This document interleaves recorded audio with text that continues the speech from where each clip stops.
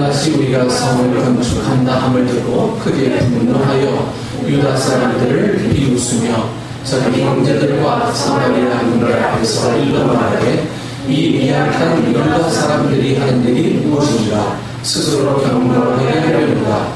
제사를 드리려는가? 하루에 일을 마치려는가? 불탄 돌을 그 무더기에서 다시 일으키려는가? 하고 암몬 사람 도비아는 곁에 있다가 이르되 그들이 건축하는 돌 성벽은 여호와 올라가도 곧 무너지리라 하더라. 우리 하나님이여 들으시옵소서. 우리가 신령님을 당하나이다.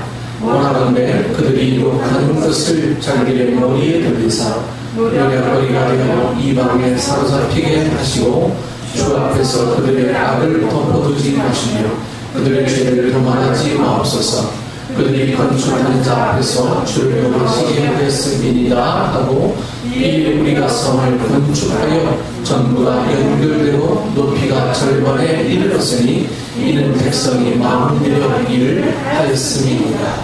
아멘. 오늘 느헤미야 네 번째 말씀을 전해드립니다. 느헤미야를 통해서 오늘 우리 교회가 해야 될 비전을 볼 수 있는 우리 교회 식구들이 무엇에 마음을 쏟아야 될지를 볼 수 있는 오늘 시간 되기를 원합니다.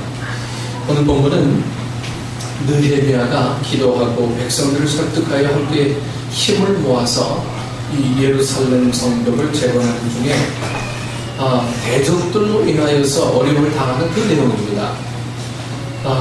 여러분 우리나라 속담인지 아니면 전에 내려온 거 말인지 몰라도요. 도가 3천이면 마가 3천이라 하겠어요. 그렇죠? 뭐 잘해보려고 마음 먹으면 잘해보지 않을 조건들이 그만큼 커지는 거예요. 아니면 도가 3천이면 마가 한 6천 정도 될 수도 있어요. 네.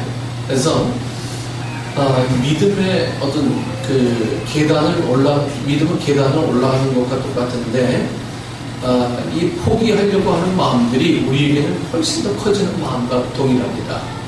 그래서 우리가 뭔가를 하려고 했을 때 가만히 아마 너무 평탄하면 그 상태도 문제가 또 생기죠. 네. 하지만 도전이 있는 것은 그것에 대한 가치가 크기 때문인 줄 믿습니다. 여러분들이 뭔가를 하려고 할 때 자꾸만 안 되는 조건들이 생기고 그것을 피하는 조건들이 생기고 그것을 자꾸 어려워하는 조건들이 생기고 이런 조건들이 생긴다고 하는 것은 하나님이 나에게 그만큼 기회를 더 많이 제공해 주시는 어떤 갈등이라고 보시면 되죠. 그래서 우리에게 그런 갈등들이 생긴다라고 하는 것은 그래 내가 하나님 앞에 뭔가 쓰는 이유가 있는 거야 라고 고백하시면 됩니다. 갈등조차도 없는 사람은 아예 생각도 안 합니다. 네. 생각조차는 안 하죠. 그래서 우리 갈등이 있다라고 하는 것은 그래 내가 서야 되는데 못 쓰는 내 자세를 자꾸 바라보니까 거기에서 고민이 생기고 갈등이 생기는 거죠. 오늘 예루살렘 성벽을 재건하는 이 이스라엘 백성들 귀환해서 아닥사스다의 손아귀에서 벗어나서 이제는 귀환해서 성벽을 지으려고 느헤미야가 다 설득하고 그들을 각기 맡은 일을 다 분배하고 자기 집 가운데서 일하게 하고 더 효과적으로 46방벽을 세워서 이 성벽을 건축하는 그 일을 통해서 이스라엘 백성이 온전히 이루어져 갈 때 그들은 엄청난 어려움을 당하게 됩니다. 여러분 물질의 어려움을 이겨낼 수가 있어요. 하지만 이 심적인 어려움이라는 것은 특히 지도자들에게 있어서는 견뎌낼 수 없는 아픔이기도 합니다. 물질보다도 어려운 것은 바로 그 어려움입니다. 오늘 이 느헤미야가 그런 어려움을 당하게 됩니다. 본문을 살펴보시면 아마 오늘 산발락과 도비야와 그 무리들이 어떻게 했는지에 대해서 여러분 자세히 알 수가 있게 될 것입니다. 느헤미야는 예루살렘 성벽을 재건하기 위하여 이 왕의 허락도 받았습니다. 백성들을 설득해서 성벽 재건에 대한 힘을 모으고 서로 분담하여서 무너진 이 예루살렘 성벽을 재건하는 일에 헌신했습니다. 이처럼 예루살렘 성벽을 재건하는 이 위대한 사역이 계획대로 잘 이루어지는가 싶었는데 그런 심각한 문제들이 막 발생하게 됩니다. 오늘 본문 1절 말씀을 보면 산발랏이 성벽을 재건하는 것을 보고 크게 분노하여 유다 사람들을 비웃었다고 했습니다. 여러분, 이미 산발랏은 2장 19절에서 느헤미야가 이 예루살렘 성벽의 재건을 발표하자 막 무모한 일이라고 막 조롱하지 않습니까? 2장에 보면요. 아니, 그런 무모한 일들을 왜 합니까? 성벽 재건은 이 페르시아 제국에 대한 반역행위라고 막 위협을 한 적이 있습니다. 이것은 성벽을 재건하면 페르시아 제국으로부터 오히려 그들에게 난 당신들의 적국이니까 한번 상대할 테니 한번 덤벼봐, 이런 뜻 아닙니까? 왜 건축합니까? 그냥 좋은 게 좋은 거니까 평안히 삽시다. 이 산발랏이 2장 19절 이하에 그렇게 막 이야기합니다. 그래서 그 무모한 짓이니까 오히려 이 민족을 배반하는 행위니까 하지 맙시다, 이러는 거예요. 그런데도 계속 성벽을 재건하자 이 산발랏이 막 엄청 분노하죠. 산발랏이 이처럼 크게 분노했던 이유는 한마디로 자신의 기득권 때문이었습니다. 기득권. 자신의 기득권이 손해가 되는 것은 결코 참을 수 없는 것이 산발랏이 갖고 있던 어떤 심적인 상태였어요. 여러분, 오늘 우리 교회에서 보면 내 개인적인 일들이 손해보는 것은 결코 못 참아요. 네. 그거 통해서 우리가 무엇을 해야 될 것이 보다 높은 이상을 품고 나가는 것들, 그런 것들이 오늘 믿는 자들의 행할 바인데요. 내 개인적인 일들이 방해받는 것, 여러분, 이런 것들에 대해서는 사실 많이 못 참는 일들을 발견합니다. 여러분, 이 시대도 마찬가지예요. 산발랏이 그랬어요. 이미 산발랏은 2장 19절에서 이제 막 조롱합니다. 아니, 왜 그런 짓거리 합니까? 자기 기득권이 자꾸만 방해받는 거예요. 자기가 즐길 이유들이 성이 건축되면서 자꾸만 자기 기득권에 대한 문제들이 자꾸만 생겨나게 됩니다. 사실 느헤미야가 유대 총독으로 도착하기 전에 유대는 산발랏이 통치하고 있던 자기 영역이었어요. 자기 영역이었는데 갑자기 느헤미야가 와가지고 성벽을 건축한다, 힘을 모으자, 온 백성들이 이제 느헤미야를 막 추종하니까 여기 산발랏이 이게 뭐야? 여지껏 여기 내 지역이었는데 이 느헤미야가 와서 이게 좀 뭐 하는 거야? 자신의 기득권이 방해받습니다. 그래서 유대는 약하고 의존적인 상태로 계속 남아서 자신의 통치 속에 있기를 바랐던 것입니다. 백성들이 약해.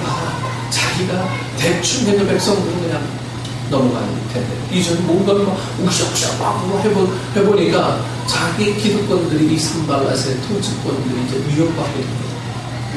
그래서 그 왜 건축하냐, 이제 느헤미야와 그 무리들에게 이제 막 방해하는 작전들을 펼치게 되죠. 그래서 이 아닥사스다 왕의 절대적 책임을 받았던 느헤미야가 유대 총독으로 갑자기 부임해 와서 무너진 성을 재건하고 유대의 힘을 키우려하니까 자신들의 기득권에 이제 막 위협이 됩니다. 그래서 산발랏과 그의 동료들이 위협을 느껴서 이 성을 건축한다는 소식을 듣고 크게 막 분노하면서 어떻게 해서든지 성벽 재건을 막아야겠다고 막 발벗고 나서게 됩니다. 오늘 보면 2절 3절을 한번 보십시오.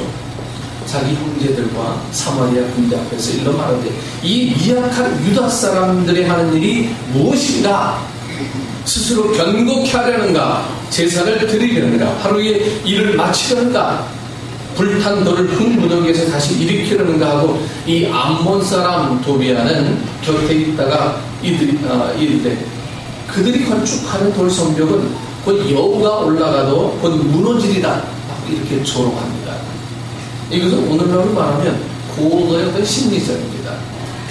아니, 그 여우가 올라가도 무너져 불탄 돌들, 그리고 다 허물어져가는 아무것도 아닌 돌멩이들 갖고 그렇게 성을 건축하면 여우가 올라가도 다 무너질 텐데 뭐하러 해? 우리가 그냥 의존적인 관계를 계속 페르시아로 가고 그 다음에 기회가 된 나중에 하자. 아주 고도적인 심리전을 이 산발랏이 느헤미야와 그의 무리들에게 정말 공격하게 되죠. 오늘 본문 2절 3절 한번 보십시다. 자기 형제들과 사마리아 군대 앞에서 일러에 말하되 이 미약한 유다 사람들이 하는 일이 무엇인가 하면서 그 다음에 이제 이야기를 하지 않습니까? 여러분, 포로로 있던 연약한 너희들이 대적으로부터 그 성을 보호할 수 있을 만큼 견고한 성벽을 쌓을 수 있다고 생각하는가? 이렇게 이들에게 질문합니다. 너희들 지치지도 않니? 힘들지도 않니? 그거 뭐하러 하냐? 그냥 와서 그냥 살면 되는데 뭐 그렇게 해요? 절대 성벽 쌓을 수 없다는 거예요. 그러면서 하나님의 도움이 어디 있느냐? 하나님이 도우셨다면 성벽이, 아니 성벽 하나님이 도우셨으면 성벽 그냥 놔두시지 왜 허무셨겠냐? 이방 민족들에게 왜 허물게 하셨겠냐? 다 쓸데없는 짓이니까 그 폐허가 된 자리 그냥 놔뒀다가 나중에 기회되면 하자. 그리고 이 성벽 재건 봉사가 얼마나 힘든 일인데 하루 만에 세울 수 있는 것처럼 쉽게 생각하느냐고 막 비웃습니다. 이 성은 도무지 다시 세울 수 없는 완전히 파괴된 성인데 다시 치료받지 든든하지 못하기 때문에 그건 무너진다는 거예요. 폐허던 위에서 세운 것들이 온전하겠냐? 제대로 세우자고 그냥 믿자. 옆에 있던 이 도비아는 여우가 올라가는 건 무너진다고 막 비웃습니다. 여러분, 그래서요, 내 옆에 어떤 사람이 있느냐 되게 중요해요. 하지 말자, 부정적인 사람이 있느냐, 아니면 합시다라고 하는 긍정적인 사람이 있느냐. 내가 좀 힘이 들어도 공동체로 세우는 일에 뭔가 되어주는 일이 있다면 이런 사람들을 친구로 사귀십시오. 여러분, 이 조롱의 말은 황폐한 예루살렘에서 소망 없이 전망하며 살아왔던 유대인들의 아픈 가슴을 꼬집어 뜯는 말입니다. 이제 막 힘을 내어서 무언가 해보려고 하는 사람들에게 너희는 할 수 없다 라고 하면 성벽 재건의 의지를 좌절시키는 말입니다. 너희가 뭔데 그 성벽 재건을 해? 막 이들을 좌절시키세요. 이 산발랏 도비아. 오늘날 교회 안에서도 이 사탄은요, 심리전을 사용합니다. 비웃음의 말을 통해 성도들을 좌절시킵니다. 교회에서도 누가 하나님의 일을 좀 하려면 저 사람을 시간이 많아서 저렇게 열심히 하지, 뭐 아니면 분명 다른 목적이 있어서 열심히 할 거야. 또 다른 사람들에게 잘 보이려고 한다. 뭐 조롱을 보내는 사람들이 많이 있을 겁니다. 그런 소리를 듣는 당사자는 그 소리를 듣자마자 막 일할 맛이 그냥 싹 떨어지고 그냥 아니 이렇게 내 욕먹고 하면서 뭐 하겠어. 그냥 나 대충 하지 뭐. 또 등록한 지 얼마 안 되는 성도가 하나님 앞에 충성하려고 하면 도대체 교회 나온 지 며칠이나 됐다고 저렇게 막 설쳐대는 거야. 뭐 조용히 좀 지내지 하면서 기운 그냥 싹 뺐거든.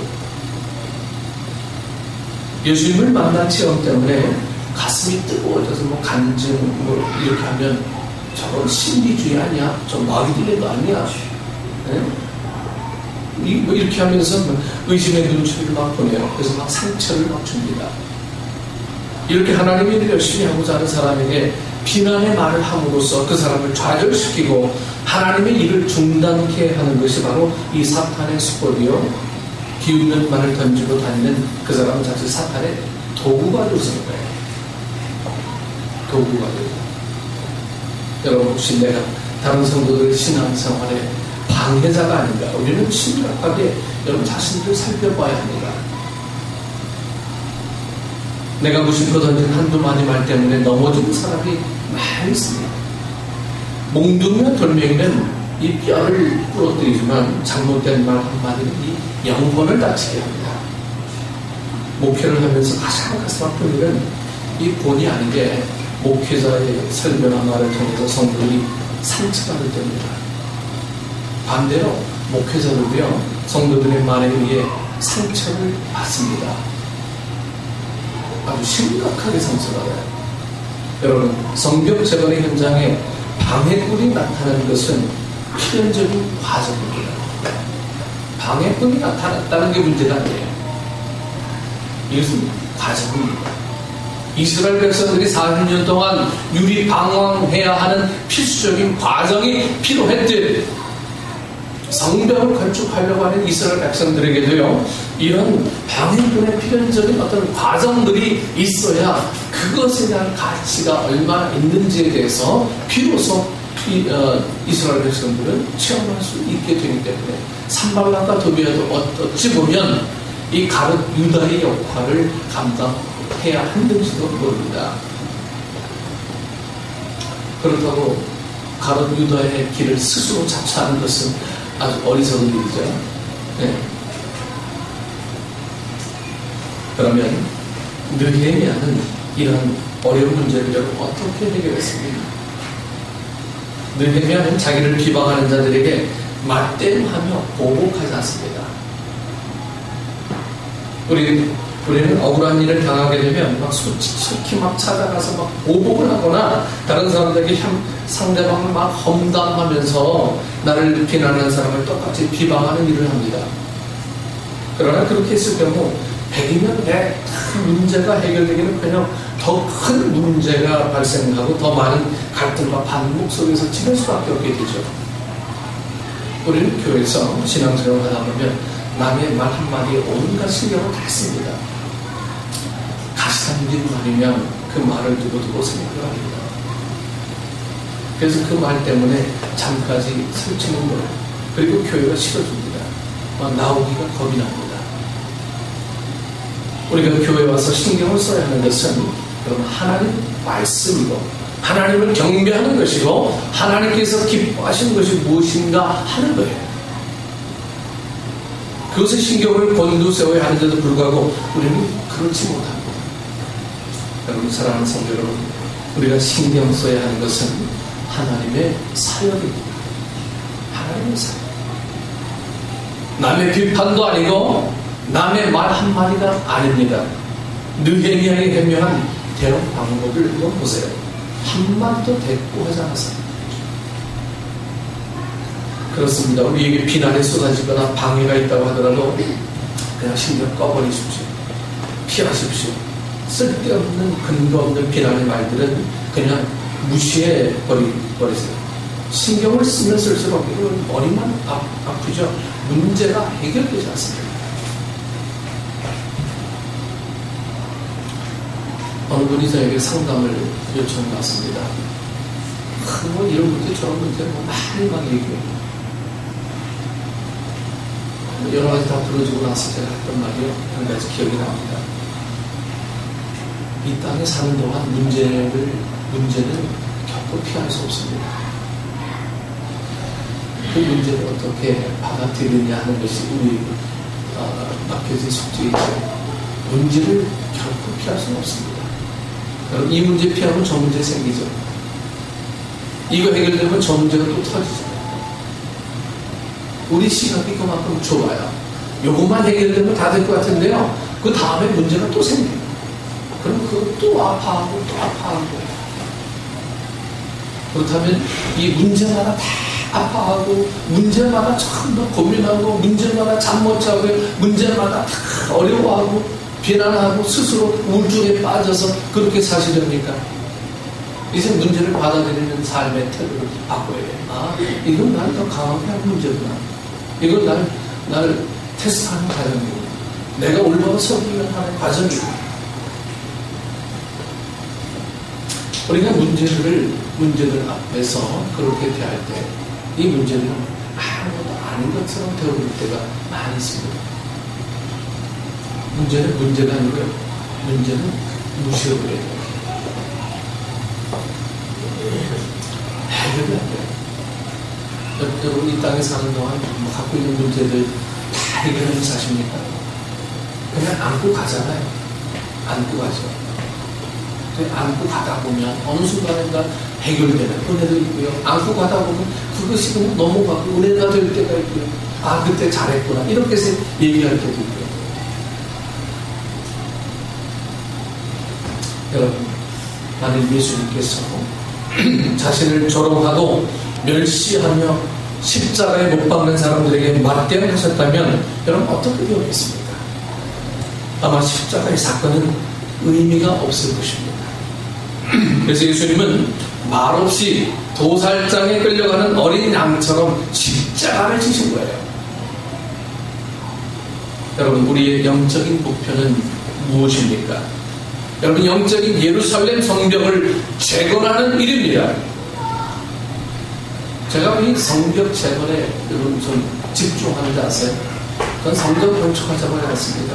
성벽 재건하자고. 성벽이 뭡니까? 우리를 보호해줄 수 있는 어떤 그런 근거예요.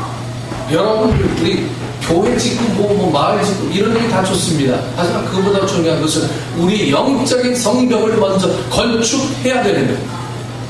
우리 영적인 상태가 보호받지 못한 상태로 그냥 남아있을 때에 산발락과 도비아 같은 수많은 무리들이 우리들을 자꾸만 넘어뜨려요. 왜? 영적인 성벽이 없으니까. 이런 공격 앞에 그냥 허무하게 무너지게 되고요, 갈등하게 되고 고민하게 되고 번민하게 돼서 그만 무너지는 거예요. 전 여러분에게 분명히 말씀드립니다. 성전 재건, 성전 건축, 마을 건축, 전 지난 수요일날, 지지난 수요일날 그런 일 기도 안 합니다. 제가 기도하고 있는 단 한 가지 이유는 여러분들의 영적인 성장, 여러분이 영적인 성장이 되어질 때에 비로소 거기 건축 의미가 있는 거, 마을도 의미가 있는 거죠. 그래서 오늘 이 성벽을 재건하는 이 느헤미야가 어떤 마음으로 성벽을 건축했느냐, 제 마음속에 너무 많이 와닿는 거예요. 우리 성도들의 상황과 똑같습니다. 여러분 영적인 이 성벽이 건축합니다. 방해로부터 보호받을 수 있고요, 마귀로부터 우리 보호받을 수 있는 그런 영적인 성벽, 그것이 먼저 건축이 되어야 하나님께서 맡기실 다른 일 또한 주님께서 맡겨주시지 않겠습니까? 성벽 재건의 의미, 영적인 의미는 바로 여기에 있습니다. 우리 교회 식구들이 바로 이 영적인 성벽을 건축해요. 산발락과 도비아 같은 이런 존재들이 분명히 나타날 겁니다. 협조 안 하면 비웃고 조롱하는 그런 무리들이, 하지만 그 무리들 앞에 느헤미야가 담대히 조용히 그 일을 처리한다는 과정을 통해서 여러분 우리 교회도 아마 그렇게 세워지리라 저는 그렇게 믿습니다. 사도 바울은 로마서 12장 19절에서 21절에서 이렇게 권면합니다. 내 사랑하는 자들아, 너희가 친히 원수를 갚지 말고 하나님의 진노하심에 맡기라. 기록되었으되 원수 갚는 것이 내게 있으니 내가 갚으리라고 주께서 말씀하시니라. 내 원수가 줄이거든 먹이고 목마르거든 마시우라. 그리함으로 내가 숯불을 그 머리에 쌓아 놓으리라. 악에게 지지 말고 성으로 악을 이기라 했습니다. 이 말씀에서 사도 바울은 억울한 일을 당하거나 비판을 받으면 보복하거나 변명하려고 하지 말고 하나님께 맡겨버리라고 합니다. 그렇습니다. 아무리 억울하고 화가 나더라도요, 분노하면 할수록 해결은 점점 어려워져요. 제 집사람이 전 항상 그래요. 허허허허허허허 네. 제 말에 막 제 자신에게 너무너무 좋은 말이에요. 허허허허. 남자가 좀 허허허허 네. 이래야지. 가시락지게 그냥 하나 뜨고 두 개 뜨고 세 개 뜨고 반응할 때 오는 것마다 전부 다 반응하고 누군 이렇게 이러지 말고 그냥 허허허허 네. 괜찮아. 원래 갖고 있던 성품이 있어서 화내고 나면 해결이 안 되고요, 훨씬 더 어려워지더라고요. 알면서도 그렇게 안 되죠. 여러분, 하나님의 진노하심을 맡겨둬야 돼요. 하나님의 진노하심. 내가 해결하려고 하면 내가 더 큰 상처를 있게 됩니다. 여러분, 그러면 어떻게 하나님 앞에 맡길 수 있겠습니까? 느헤미야는 비방하는 대적들에게 친히 대항하지 않고 모든 것을 하나님께 기도로 맡깁니다. 기도로 맡겨요. 오늘 보면 4절 5절 말씀에 우리 하나님이여 들으시옵소서. 우리가 업신여김을 당하나이다. 원하건대 그들이 욕하는 것을 자기들의 머리에 돌리사 노략거리가 되어 이방에 사로잡히게 하시고 주 앞에서 그들의 악을 덮어두지 마시며 그들의 죄를 도망하지 마옵소서. 그들이 건축하는 자 앞에서 주를 노하게 하였음입니다. 라고 하나님께 기도합니다. 하나님 앞에 다 일러바쳐요. 하나님, 저놈이 저렇게 했어요. 하나님, 이놈이 날 이렇게 했어요. 하나님, 저게 그냥 날 가시락지게 넘어뜨리려고 합니다. 하나님, 해결해 주십시오. 우리는 여기서 소중한 교훈을 얻습니다. 조롱과 비난을 받을 때 성도들은 어떻게 대처해야 하는가? 변명하거나 논쟁하거나 옳고 그름을 따지지 말고요. 기도해야 된다는 거예요. 오피스 일들은 따져야 될 일들이 있어요. 하지만 이 영적인 일들은 또 하나님의 영적인 일들을 위해서 어려운 당하는 것은 따질 이유가 없어요. 따져도 됩니다. 영적인 수준이 다 다르기 때문이죠. 내 수준에서 그게 최선인데 그렇게 보는데 무슨 답이 있겠습니까? 기도하면 아무것도 아닌 것들이 기도하지 않으면 그 조롱과 비웃음이 사람을 낙심케 하고 막 움츠러들게 합니다. 느헤미야의 기도에 담겨있는 내용은 여러분 이 억울함을 감정적으로 상대에게 날리는 것이 아니라 하나님 앞에 그대로 다 쏟아붓고 붓는 거예요. 자기가 가지고 있는 그 억울함을 터뜨리지 않고 하나님 앞에 쏟아붓는 거예요. 사람이 속에 있는 생각들을 쌓아두면 뭐가 돼요? 화가 된다고 해요. 화. 그래서 사람들은 그 화를 다른 사람들에게 막 쏟아붓습니다. 열받으면 무슨 말을 못해라는 말들을 하는 거예요. 요즘 제가 자주 부르는 노래가 있어요. 마누라 마누라 14시. 요즘 열 안 돼요. 14시만 와.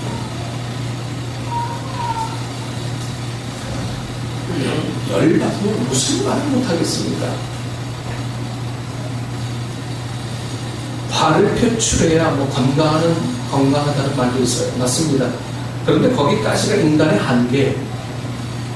우리가 더 건강해질 수 있는 비결은 그것을 사람에게 쏟는 것이 아니라 하나님께 쏟는 거예요. 하나님. 그래서 여러분들이 묵상하는 시간이 필요하고 하나님이 내게 뭘 원하시는가 이걸 알아갈 수 있는 그런 조용한 시간들이 필요하죠. 너무 분주하다 보니까요 그냥 화를 표현하고요 내 마음을 쌓아놓는 거 그냥 억누르는 거예요. 왜 억눌러? 합의 안 돼서. 여러분 또한 그들의 공통점은 상대방에 대한 보복을 하나님께 맡기는 겁니다. 기도는 내가 누구를 결코 용서하지 않겠다고 복수 맹세를 하는 시간이 아니에요. 기도는 하나님의 진리와 공의가 그 죄를 저지른 사람에게 반드시 드러난다는 믿음을 가지고 간구하는 것입니다. 이것은 자기의 분노가 아니라 하나님의 공의로심에 대한 믿음의 내용입니다. 하나님이 해결해 주실 겁니다.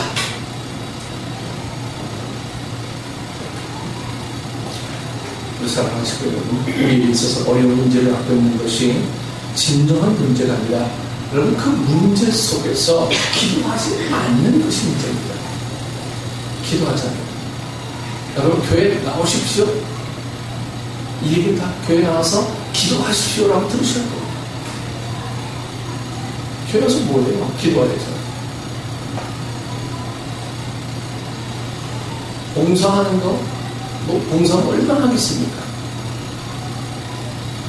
와서 기도하십시오. 여기 와서. 그것이 교회의 재산이 됩니다. 이렇게 여러분 그렇게 좀 들으실 줄 알면 저도 귀가 좀 있으면 좋겠어요. 왜냐하면 기도할 때 하나님께서는 우리를 축복하시고 문제를 해결해 주시기 때문입니다. 그러므로 느헤미야는 문제가 주어졌을 때 다른 것보다 하나님 앞에 시간을 내어서 기도하기에 전념했습니다.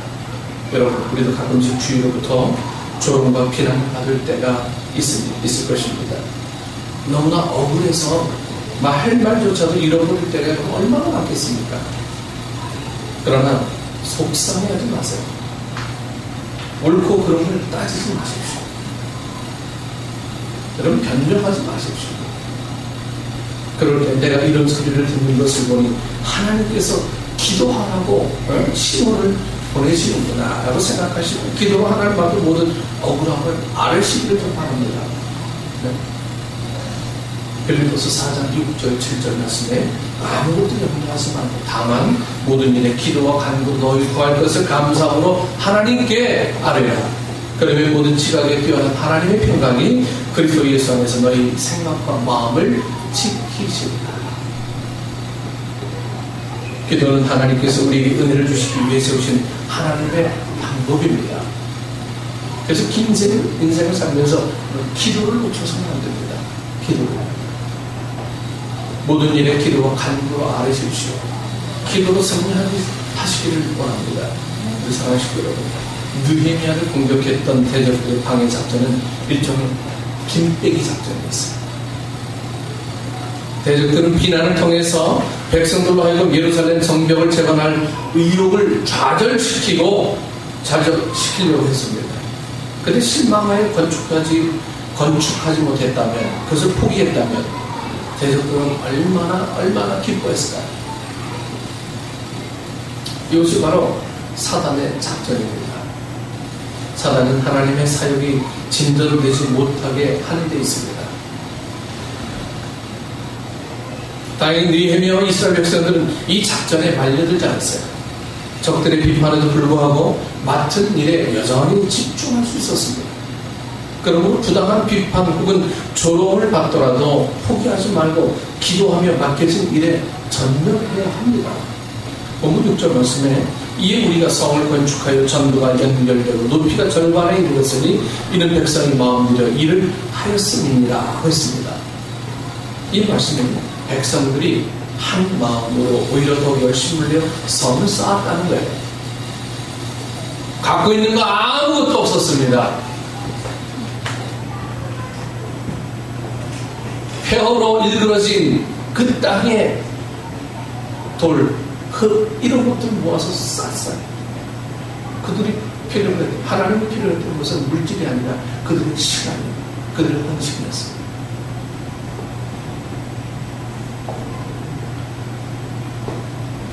비판과 업신여김 앞에 굴복하지 않고 하나님께 모든 억울함을 맡기고 백성들은 오로지 자신들에게 맡겨진 일들을 감당하기 위해서 최선을 다했다는 것입니다. 여러분, 비난이나 반발이 있다고 우리가 해야 할 일을 중단하는 것이 아닙니다. 어려움이 닥쳐왔다고 여러분 좌절할 필요도 없어요. 믿음을 견지하고 일을 진행해 나가야 합니다. 많은 사람들은 방해와 도전이 있으면 사역의 중간에서 포기합니다. 어려움이 생기면 기권하고 맙니다. 그리고 어떤 사람들은 기도만 하면서 사역을 중단하죠.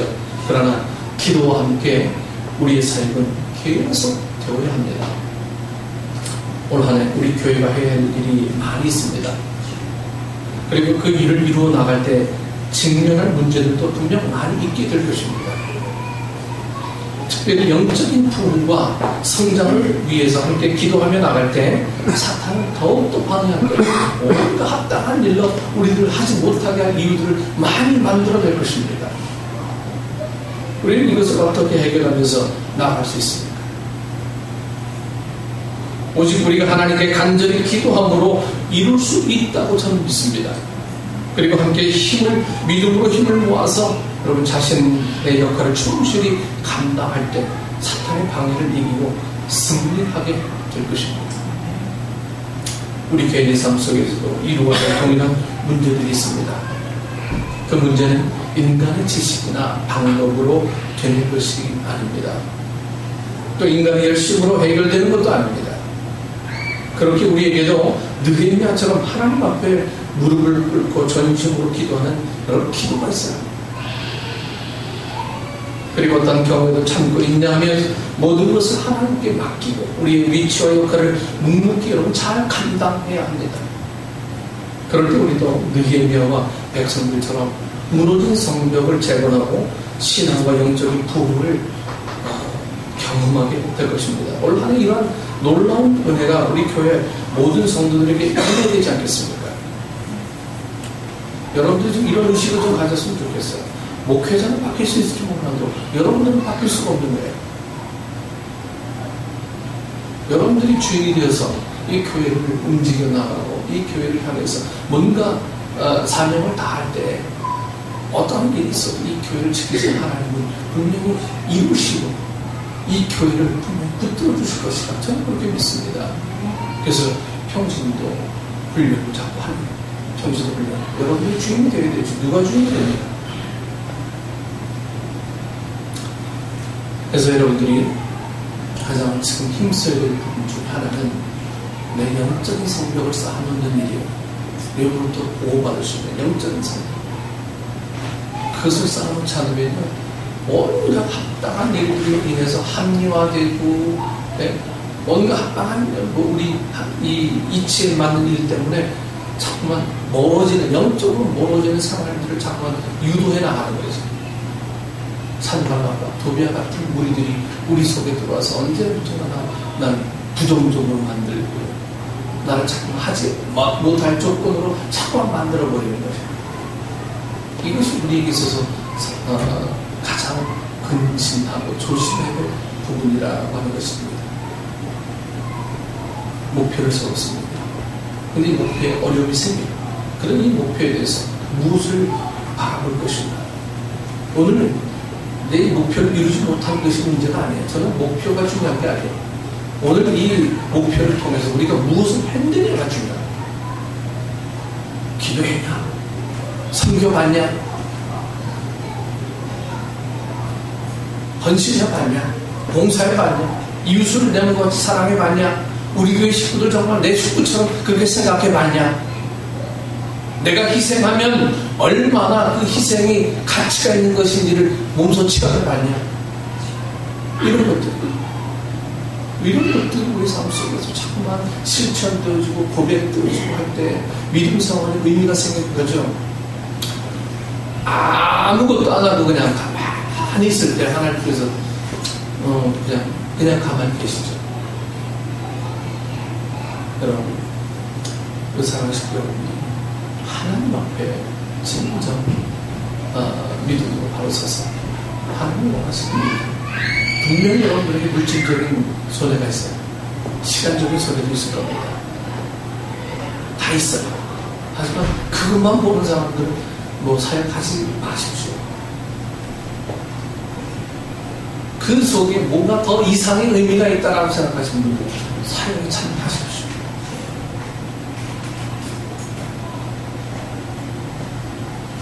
그래서 오늘 느헤미야가 갖고 있는 이 믿음으로 여러분들이 승리할 수 있어서 성벽이 건축되고 성전이 건축되어지고 이 놀라운 순서의 은혜가 여러분 삶 속에 아름답게 있게 되어지기를 축원합니다. 기도하겠습니다. 좋으신 하나님 은혜를 감사합니다. 영적인 성벽이 언제부터인가 나는 모르게 산발과 도비아 같은 무리들에게 유혹되어 넘어져서 성벽 재건에 관한 일들이 우리는 아예 신경조차도 쓰지 않는 사람이 되어 있는지 우리를 돌아보게 하여 주옵소서. 아버지 하나님, 신실하신 주님은 결국 하신 말씀에 한치의 오차도 없음을 믿사온데 우리를 일으키고자 하신 그 하나님 온전히 신뢰해가며 내 자신을 주님의 말씀 앞에 꼬꾸라뜨리며 하나님께 우리의 사정을 아뢰이며 하나님과 진정 많은 교통을 나누며 은혜를 나눌 수 있는 우리 성도들이 되어주시도록 하나님 인도하여 주옵소서. 주님께서 형통의 은혜로 인도하실 것을 믿사옵고 예수님의 이름으로 기도드리옵나이다. 아멘.